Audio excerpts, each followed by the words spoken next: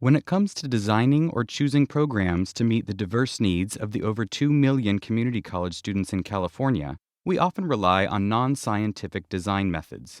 What we think will work with a particular community, what students are asking for, what other schools have done, trial and error.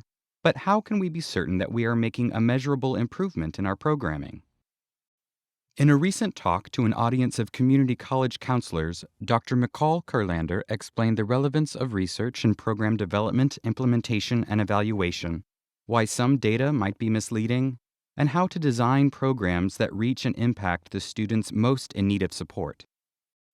Kurlaender addressed the importance of establishing a counterfactual when considering student outcomes from a given program, outlined guiding principles for evaluating policies and programs, and spoke of the need for having a theory of action when choosing delivery mechanisms for student services. A counterfactual is used to understand the effectiveness of a given program for a given group of students by considering what the outcomes for these students would be were they not in the program. This is different from simply comparing the outcomes for participating students to those of students who are not participating. The use of a counterfactual recognizes that students who choose or are selected to participate in a particular program may have very different characteristics than students who are not selected or do not self-select to be in the program.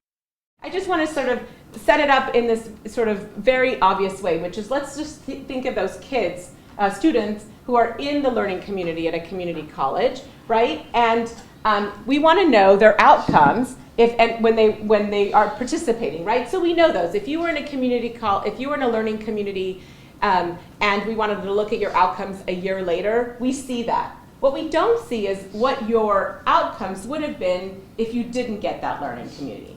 In exactly the same way that we don't see what your outcomes for students who didn't get the learning community would be, right? We only know that we know their outcomes, and we know that they were not in a learning community. And that is basically this problem we have, is that all of these students that we are comparing ultimately are a whole mix of students, some of whom may look like the learning community students we let in, and many of whom probably don't, right? If, for example, we just took students who had, sort of high risk factors, and so we started, okay, well, these students are we identify through the college are gonna have the hardest time persisting at the college, and we're gonna put them in a learning community, right?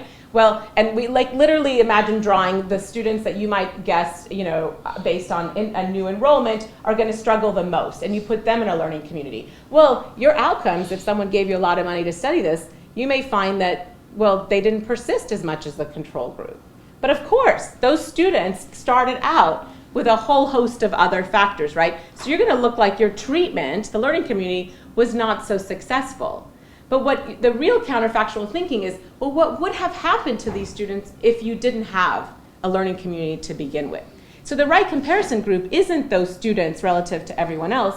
It's, in your mind at least, it's what would have happened to these high-risk students, right, if you didn't offer them this special treatment. So one is to think about who is affected, because that really is about sort of the counterfactual thinking, right? So who currently participates in a program that you might be thinking about our activity? If creating a new program, will it be voluntary? And then who's likely to participate?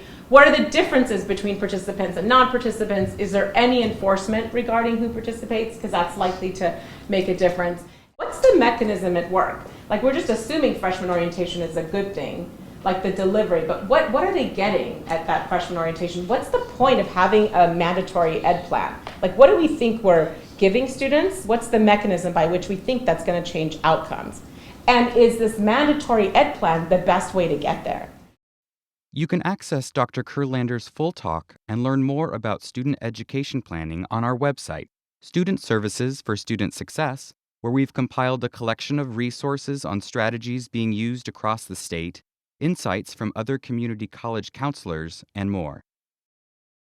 We invite you to access this collection and its resources and use them to enhance your own student services and programs for education planning.